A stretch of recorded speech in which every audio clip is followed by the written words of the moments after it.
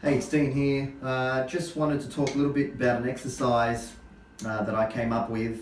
The reason I say I came up with it is that it wasn't taught to me or shown to me. It was just something that I developed, although I'm well aware that a lot of you are probably doing the same sort of exercise or something similar. But it basically focuses on transitioning from different groupings or from one grouping to the next. I think that's very important. Now, the way I've structured the exercise is in the form of a single paradiddle, and I'm putting an accent on the first note of each paradiddle, which is a pretty common way of playing the paradiddle, and sticking for it, as we all know, is right, left, right, right, left, right, left, left, right, left, right, right, right, left, right, right, left, right, left, left, right, left, right, right, left, right, left, left, 1, 2, 3, 4, 1, 2, 3, 4, 1. So those accents that I'm playing, the first note accents of the paradiddle, are what's going to create the different groupings. So during this video, I'm going to demonstrate that against the click. I'll also be playing another exercise later on towards the end of the video that kind of helps with this video, and it's just running through a few rudiments. But back to this one here, you'll notice that when I play this, it's going to kind of give the impression that it's speeding up and slowing down. For example, if our pulse is here,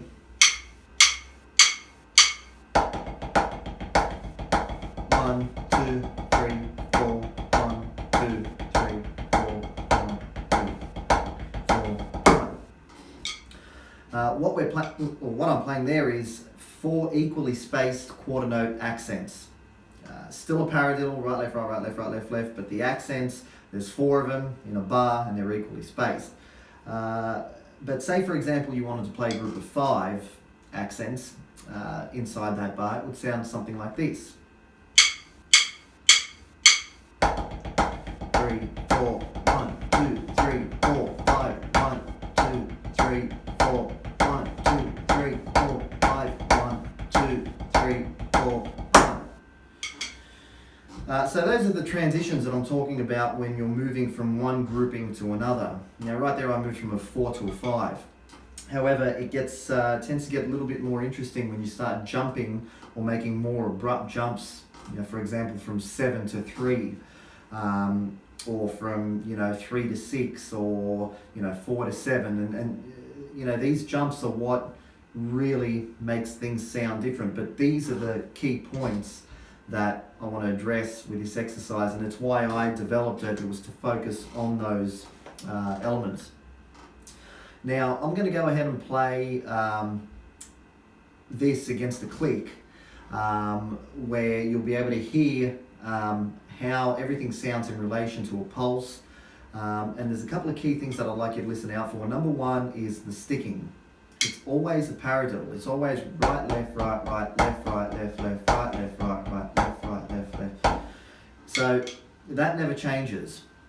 What does change are the amount of paradiddles or the amount of accents that I place within the group to form, or within the bar to form new groupings.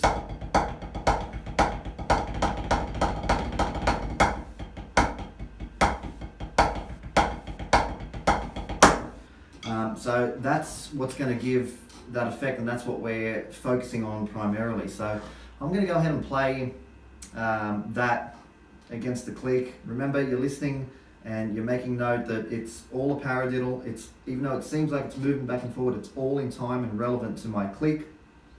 And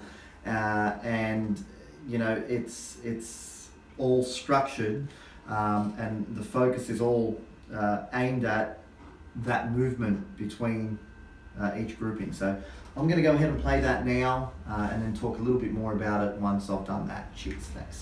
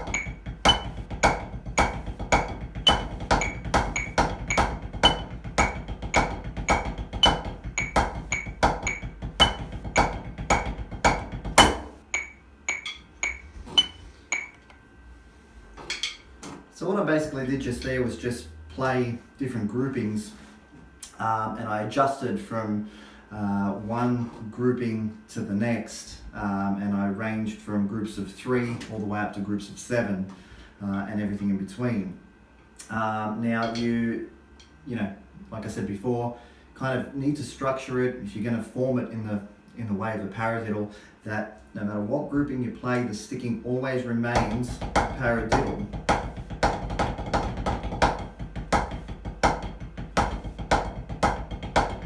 So that never changes. Now, I suppose the end result with this, or the end goal with this exercise, is to eventually leave the pad, leave the metronome and take it over to the drums.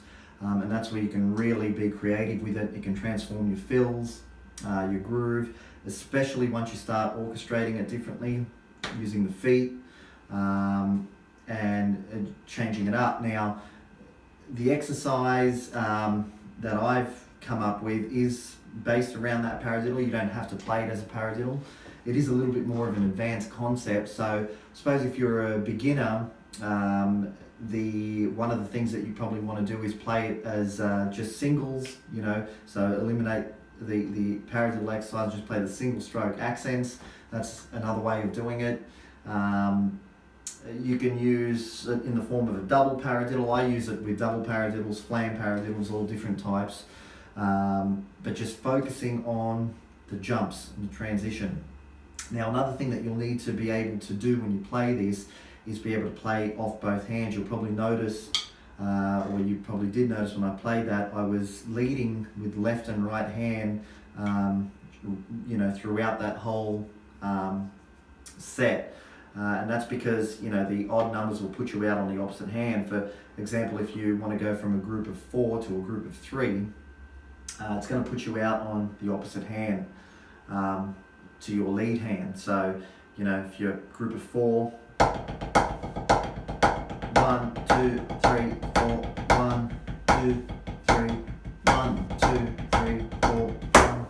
So you come out on the left hand. Sometimes if you want to go from a 3 to a 7, you'll have to start consecutively with your opposite hand. So I think it's important to learn to play off both hands as far as this exercise is concerned. It does lead on to many different things. It can become a speed exercise. Once you start pushing out groups of 6s and 7s, you probably notice around the 6s and 7s, it starts getting pretty, you know, you start firing them out pretty quick. So it can be used as a speed exercise as well. It can have, you know, polyrhythmic aspects. You know, it's, you know, you're tampering with, you know, that side of things as well. Especially if you lose a click, you develop that in a metronome and you keep the quarter pulses going. You know, if you want to take the 4/4 as a quarter pulse, once you start playing those groupings of 5s, 7s, you know, you're kind of heading towards that polyrhythmic world. And once you take it to the drums, there are so many different things you can do with it. Now, aside from that exercise, I have showed it to a couple of people, and one of the things I've noticed that they struggle with most is the push and pull feel. You know, going from, and especially the bigger jumps, going from, you know, like 3s to 7s.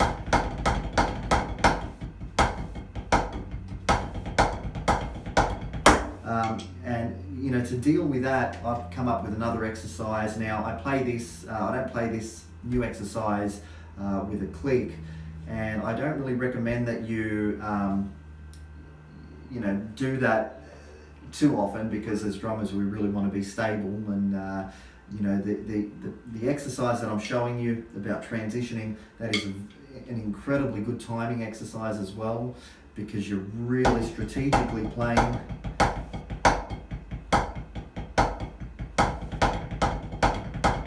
you know, set groupings, and you're focusing, your timing really needs to be spot on for that.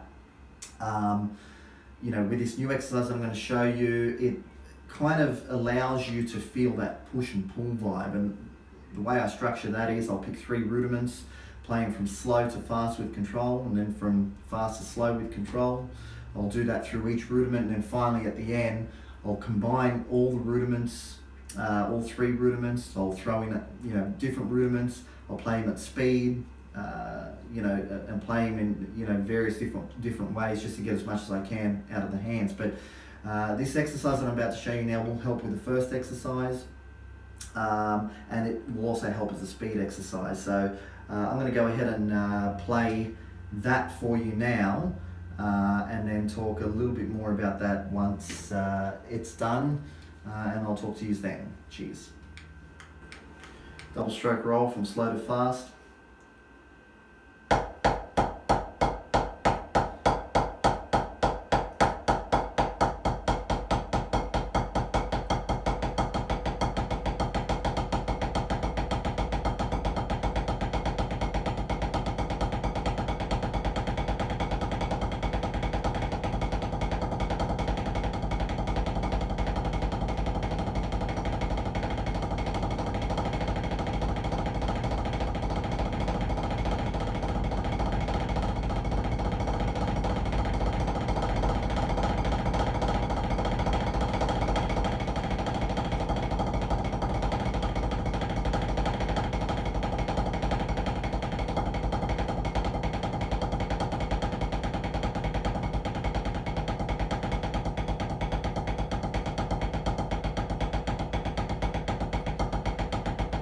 Single paradiddle next from slow to fast.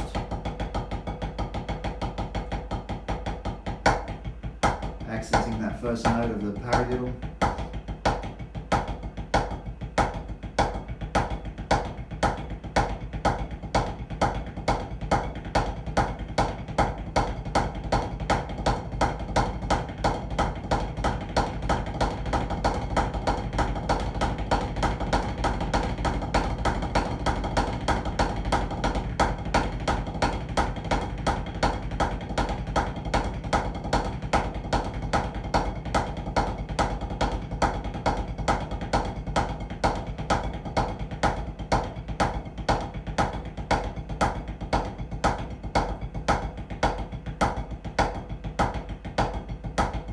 Paradiddle next.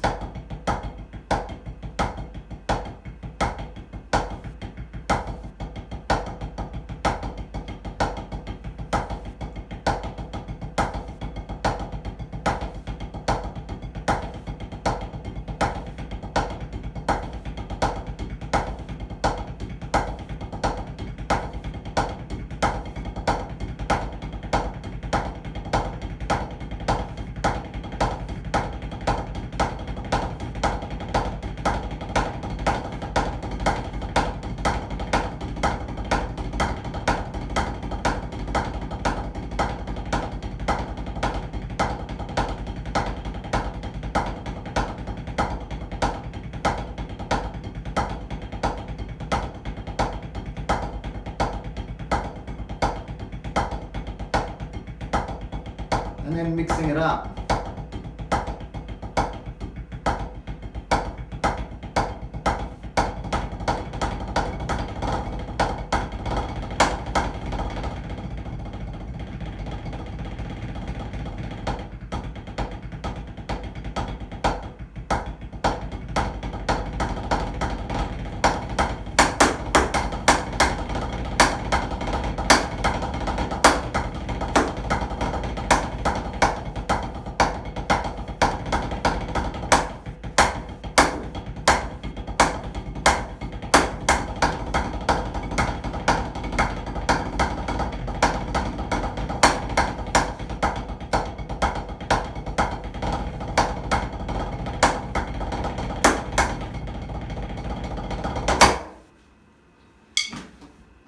So what I did there was just gradually go from slow to fast with control, and then from fast to slow backwards with control again, just to give that feel, that push-pull.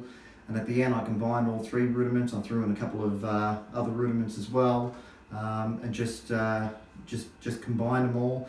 But remember that there, you just want to have it as basically a helper for that first exercise. The first one is the main one where you're set with a metronome, you're playing individual groupings. 1, 2, 3, 4, 1, 2, 3, 4, 5, 1, 2, 3, 1, 2, that's the one that you know, that's key. And this other one that I did kind of just, I suppose, helps that a little bit. So look, I hope you enjoyed the video. I hope it's been of some help to you, and I look forward to talking to you all soon at some point. Cheers, thanks.